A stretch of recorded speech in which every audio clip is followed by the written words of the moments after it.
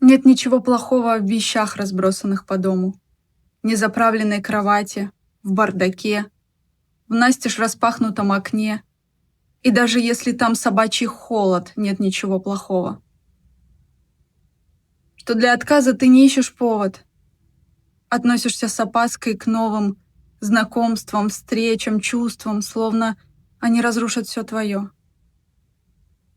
Нет ничего плохого в любимой рваной кофте, что протерта, в еще одном кусочке торта, что ты бываешь так уперта.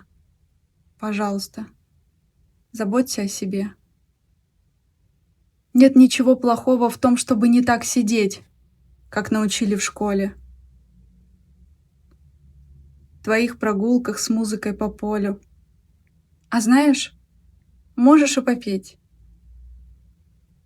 Нет ничего плохого в том, чтобы сказать себе «постой», когда весь мир слетел с катушек. Просто закрой глаза и уши. Не бойся жить собой.